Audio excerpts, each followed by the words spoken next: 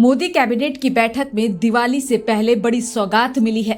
केंद्रीय कर्मचारियों का महंगाई भत्ता 3% बढ़ाकर 55 से 58% कर दिया गया है और साथ में कर्मचारियों को 3 महीने का एरियर भी मिलेगा। इसके साथ ही 57 नए केंद्रीय विद्यालय खोलने, नेशनल हाईवे 715 के चौड़ीकरण और बायोमेडिकल रिसर्च को बढ़ावा देने के फैसले पर भी मुहर लगी है।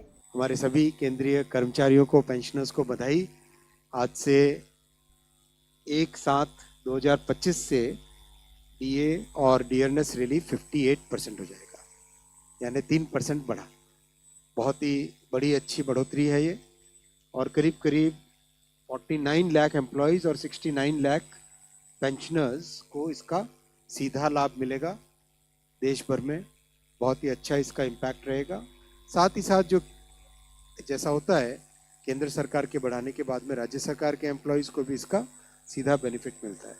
टोटल करीब करीब 10,084 crore rupees per year extra मिलेगा हमारे सभी केंद्रीय कर्मचारियों को प्लस पेंशनर्स को। साथियों, एक बड़ा निर्णय लिया गया नए केंद्रीय विद्यालय खोलने का। 5,863 करोड़ के इन्वेस्टमेंट से देश भर में नए केंद्रीय विद्यालय खोले जाएंगे।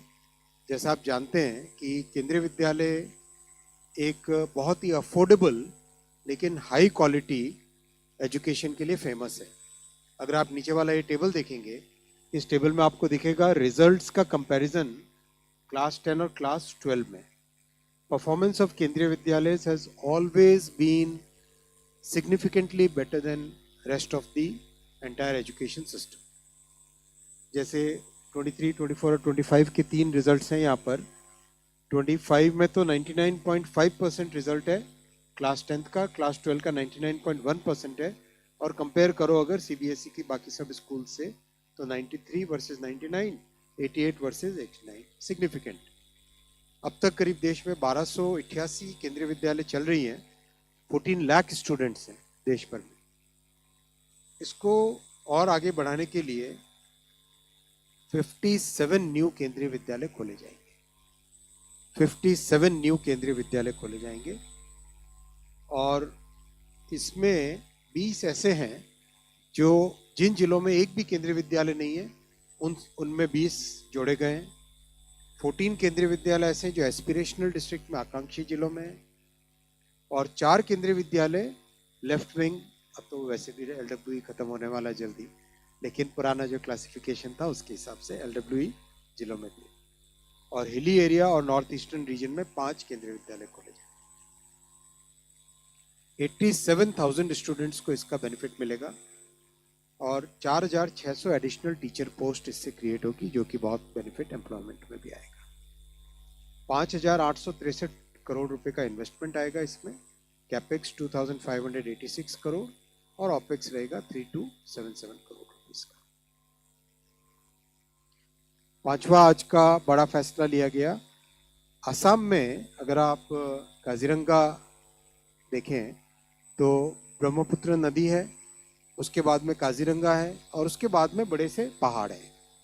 तो क्या होता है कि हर मॉनसून में और विशेषकर नॉर्थ ईस्ट में बारिश का पीरियड काफ़ी लंबा रहता है। तो काजीरंगा से राइनो और बाकी सब काजीरंगा में रहने वाले प्राणी, वो सब के सब they start coming towards the hilly area. Then they have to cross the road और उसके कारण काफ़ी एक दिक्कत रहती है। एनिमल कॉन्फ्लिक्ट भी रहता है, कई बार एनिमल्स की डेथ भी रहती है, उसमें एक्सीडेंट्स रहते हैं।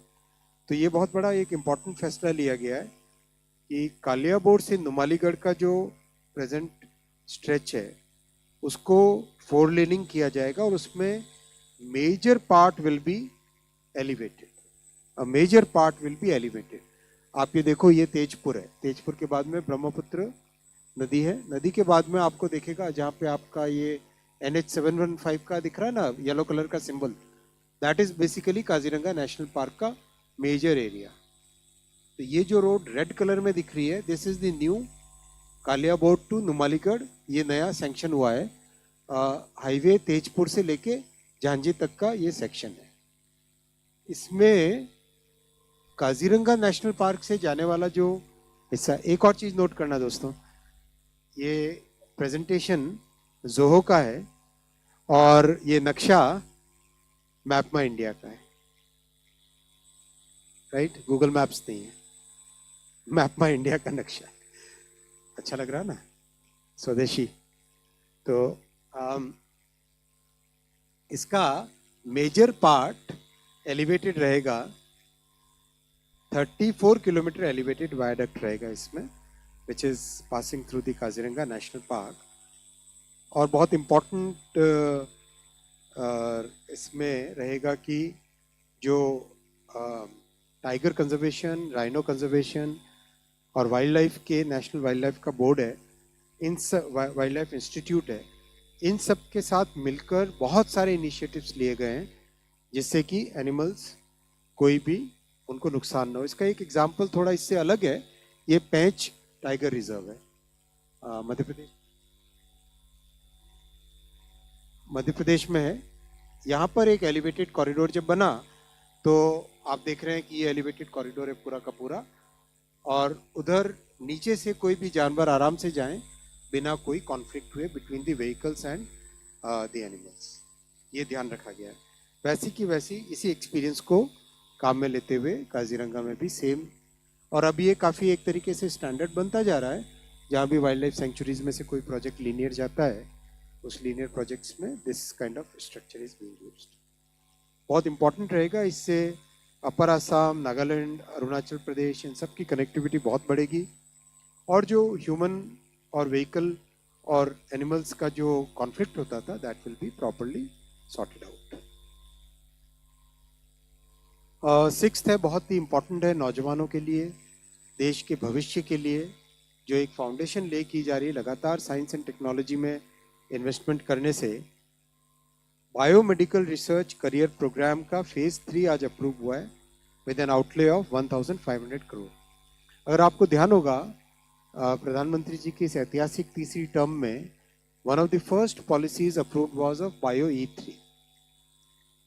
तो बायोमेडिकल, बायो साइंसेज, बायोटेक्नोलॉजी, ये एक बड़ा एरिया उभर के निकल के आ रहा है, जो आईटी, सेमीकंडक्टर, एआई, इन सब के बराबर की पोटेंशियल है बायोमेडिकल की, और बायोफिजिक्स की, बायोटेक्नोलॉजी की, बायोसाइंसेस की। इसीलिए इस एरिया में बहुत ध्यान दिया जा रहा है। आपको जानकर आप जानते हैं करीब करीब 100 से अधिक देशों को आज हम वैक्सीन एक्सपोर्ट करते हैं। All this is possible because of the huge emphasis given on biosciences. और इस एम्फेसिस को और आगे बढ़ाते हुए BRCP, biomedical research career programme, यानी बायोमेडिकल में रिसर्च टैलेंट डेवलप करना, world class scientific talent develop करना, उनको सपोर्ट करना, उसके लिए ये प्रोग्राम क्रिएट किया गया है। अब तक इस प्रोग्राम में 2388 करोड़ रुपीस का इन्वेस्टमेंट किया गया है फर्स्ट और सेकंड फेज में, और आज जो थर्ड फेज अप्रूव हुआ है उसका 1500 करोड़ रुपीस का है।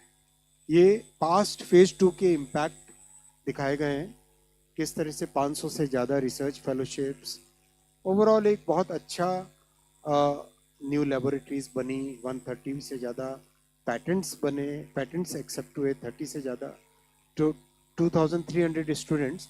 एक ये भी बहुत इंपॉर्टेंट है, 90 इंटरनेशनल एंड नेशनल रिकॉग्निशंस।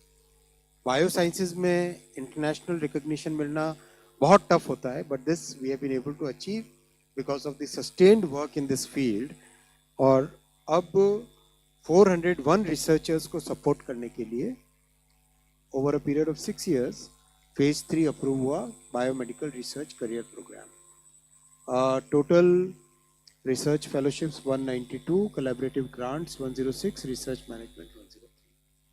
साथियों, आज एक बहुत बड़ा फैसला लिया गया जो हमारा देश को, संपूर्ण देश की आज़ादी में जिस गीत ने बड़ा रोल प्ले किया था, वंदे मातरम, आज उसके 150 years को सेलिब्रेट करने का बड़ा फैसला लिया गया।